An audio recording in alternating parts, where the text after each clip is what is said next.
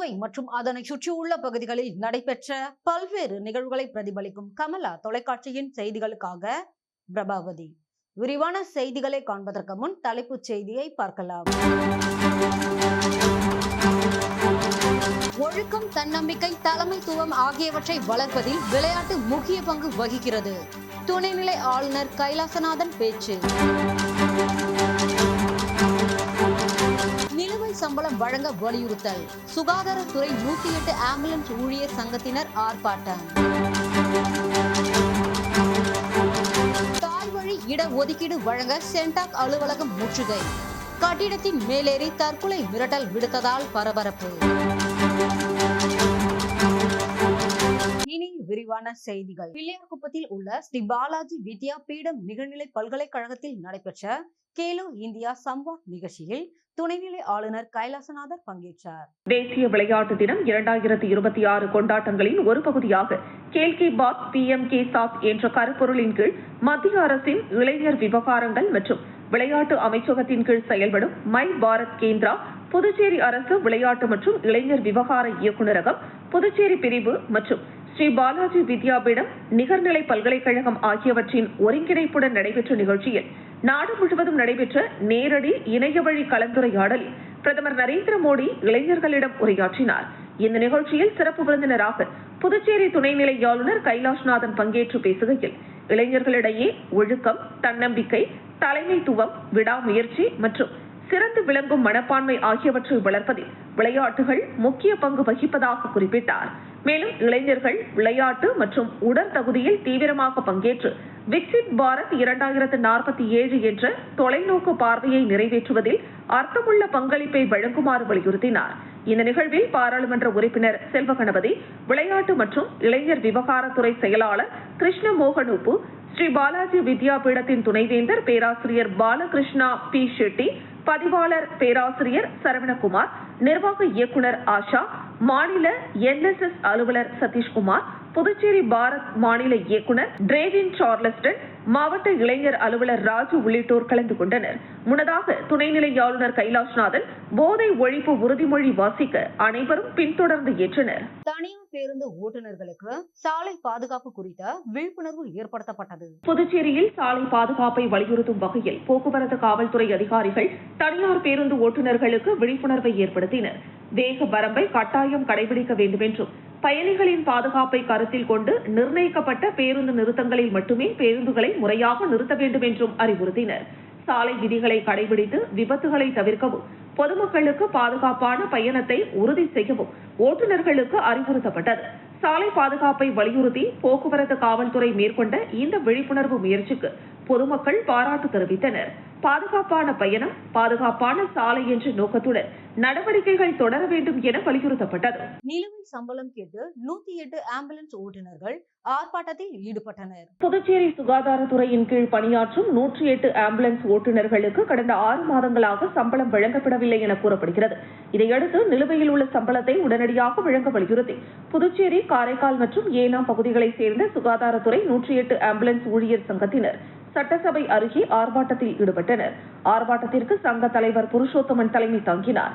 இதில் 6 மாதங்களாக நிலுவையில் உள்ள சம்பளத்தை உடனடியாக வழங்க வேண்டும், அனைத்து 108 ஆம்புலன்ஸ் ஓட்டுநர்களையும் பணி நிரந்தரம் செய்ய வேண்டும் என்பன உள்ளிட்ட பல்வேறு கோரிக்கைகளை வலியுறுத்தி அரசுக்கு எதிராக கோஷங்கள் எழுப்பினர். மேலும் ஆம்புலன்ஸ் ஊழியர்களின் கோரிக்கைகளை அரசு உடனடியாக பரிசீலித்து உரிய நடவடிக்கை எடுக்க வேண்டும் என சங்கத்தினர் வலியுறுத்தினர். ஓட்டுநர்கள் அனைவரையும் பணி நிரந்தரம் உறுதி கூறியது.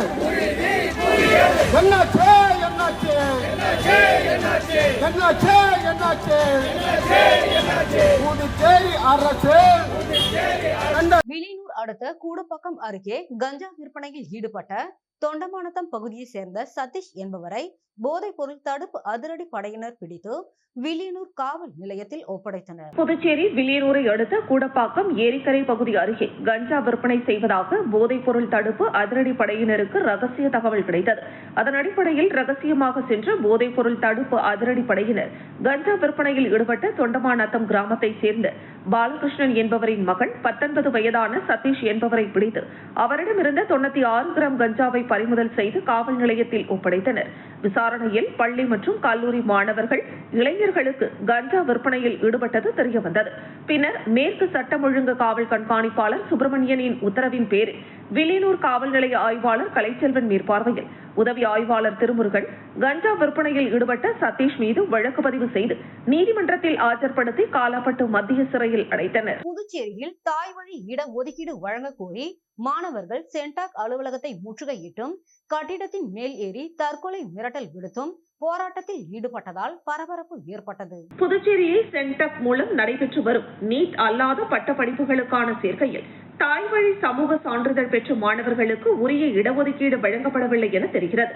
உயர்நீதிமன்றம் மற்றும் உச்சநீதிமன்றம் தாய்வழி சாதி சான்றிதழ் அடிப்படையில் எஸ்சி, எம்பிசி, ஓபிசி மற்றும் எஸ்டி பிரிவை சேர்ந்த மாணவர்களுக்கு இடஒதுக்கீடு வழங்க தீர்ப்பளித்துள்ளன.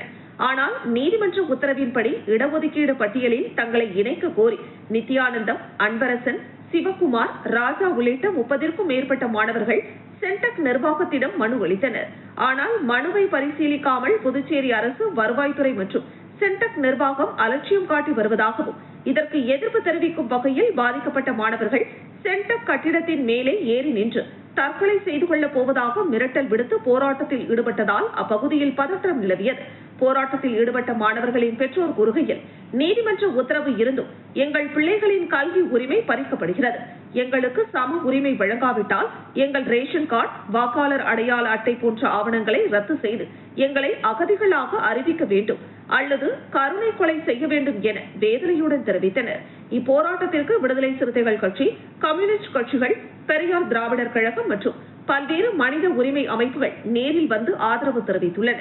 தாய்வழி இடஒதுக்கீடு அமலுக்கு வரும் வரை போராட்டம் தொடரும் என அவர்கள் எச்சரிக்கை விடுத்துள்ளனர்.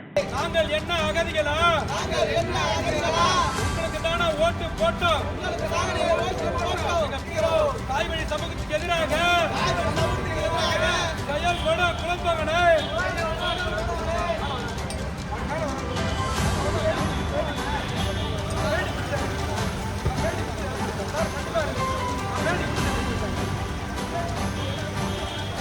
உடலுறுப்பு தானம் குறித்த விழிப்புணர்வு பேரணி ரோட்டரி கிளப் சார்பில் நடைபெற்றது.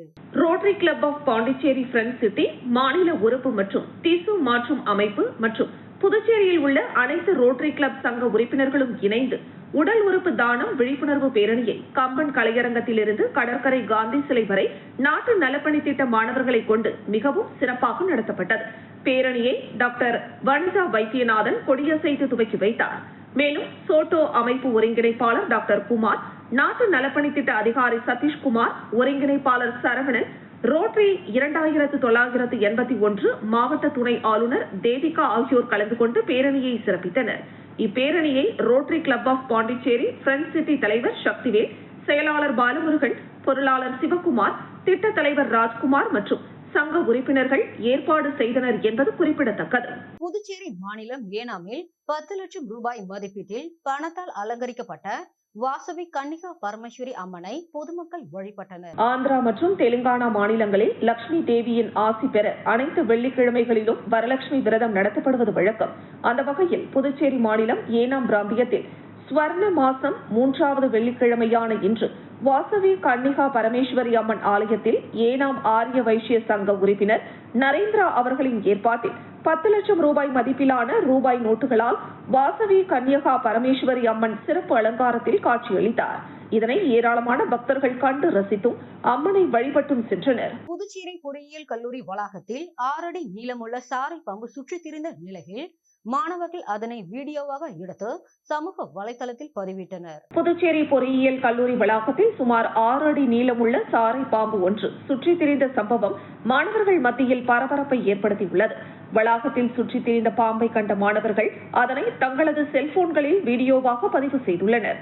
தற்பொழுது அந்த வீடியோ சமூக வலைதளங்களில் வைரலாகி வருகிறது. கல்லூரி வளாகத்தில் மாணவர்கள் அதிக அளவில் நடமாடும் பகுதிகளில் பாம்பு சுற்றித் திரிந்ததால் மாணவர்கள் அச்சமடைந்துள்ளனர். மேலும் வளாகத்தில் மாணவர்களின் பாதுகாப்பை உறுதி செய்வதற்கான நடவடிக்கைகள் போதுமானதாக உள்ளதா என்ற கேள்வியும் எழுந்துள்ளது. வளாகத்தில் புதர்கள் மற்றும் தேவையற்ற செடிகளை அகற்றுதல், சுற்றுப்புறத்தை தூய்மையாக பராமரித்தல், இரவு நேரங்களில் போதிய வெளிச்சம் ஏற்படுத்துதல் உள்ளிட்ட பாதுகாப்பு நடவடிக்கைகளை மேற்கொள்ள வேண்டுமென மாணவர்கள் கோரிக்கை விடுத்துள்ளனர். தாரகப்பட்டு கிராமத்தில் உள்ள அருள்மிகு ஸ்ரீ சுந்தர விநாயகர், ஸ்ரீ வள்ளி தெய்வானை சமேத ஸ்ரீ சுப்பிரமணிய சுவாமி, ஸ்ரீ பூரண பொற்களை சமேத ஐயனார் அப்பன், ஸ்ரீ அக்னி குமாரதி அம்மன் மற்றும் ஸ்ரீ காருண்ய அம்மன், ஸ்ரீ ஐயப்பன் சுவாமி ஆலயத்தில் வரும் 30ஆம் தேதி கும்பாபிஷேக விழா நடைபெற உள்ளது. கரிக்கலாம்பாக்கம் அடுத்துள்ள தமிழக பகுதியான கடலூர் மாவட்டம் காரணப்பட்டு கிராமத்தில் எழுந்தருளியுள்ள அருள்மிகு ஸ்ரீ சுந்தர விநாயகர், ஸ்ரீ வள்ளி தெய்வானை சமேத ஸ்ரீ சுப்பிரமணிய சுவாமி, ஸ்ரீ பூரணி பொற்களை சமேத ஐயனாரப்பன், ஸ்ரீ அக்னி குமாரதி அம்மன் மற்றும் ஸ்ரீ காரணி அம்மன், ஸ்ரீ ஐயப்பன் ஆலயத்தில் புனராவர்த்தன, ஜீர்ணோத்தாரண, அஷ்டபந்தன மகா கும்பாபிஷேகம் எனும் திருக்குட நன்னீராட்டு பெருவிழா வரும் 30ஆம் தேதி காலை 7:30 மணிக்கு மேல் மயிலம் பொம்மபுர ஆதீனம் 20ஆம் பட்டம் குரு மகா சன்னிதானம் ஸ்ரீலஸ்ரீ சிவஞான பாலய சுவாமிகள் தலைமையிலும் அனைத்து ஆலயத்திலும் யாகசாலையில் விக்னேஸ்வர பூஜை, கணபதி ஹோமம், தன பூஜை, நவகிரக ஹோமம் என்று 6 கால பூஜைகள் நடைபெற்று யாகசாலையிலிருந்து மேலதாளங்கள் மற்றும் வான வேடிக்கைகளுடன் கலச புறப்பாட்டுடன் விமான கோபுரம் மற்றும் மூலவர் உற்சவ மூர்த்திகளுக்கு மகா கும்பாபிஷேக விழா எனும் புனித நன்னீராட்டு விழா நடைபெற இருப்பதால் பக்த கோடிகள் அனைவரும் திரளாக கும்பாபிஷேக விழாவில் கலந்து கொண்டு ஆண்டவன் அருள் பெற்று செல்லுமாறு அன்புடன் அழைப்பு விடுத்துள்ளனர். இந்த நிகழ்ச்சிக்கான ஏற்பாட்டினை ஊர் பொதுமக்கள் அனைவரும் சிறப்பாக செய்து வருகின்றனர். மீண்டும் தலைப்புச் செய்திகள். ஒழுக்கம், தன்னம்பிக்கை, தலைமைத்துவம் ஆகியவற்றை வளர்ப்பதில் விளையாட்டு முக்கிய பங்கு வகிக்கிறது. துணைநிலை ஆளுநர் கைலாசநாதன் பேச்சு. நிலுவை சம்பளம் வழங்க வலியுறுத்தல். சுகாதாரத்துறை 108 ஆம்புலன்ஸ் ஊழியர் சங்கத்தினர் ஆர்ப்பாட்டம். தாய்வழி இட ஒதுக்கீடு வழங்க சென்டாக் அலுவலகம் முற்றுகை. கட்டிடத்தின் மேலேறி தற்கொலை மிரட்டல் விடுத்ததால் பரபரப்பு. இத்துடன் செய்திகள் நிறைவடைகிறது. செய்திகளை உடனுக்குடன் தெரிந்து கொள்ள கமலா தொலைக்காட்சி சமூக வலைதளத்தை பின்பற்றவும். நன்றி, வணக்கம்.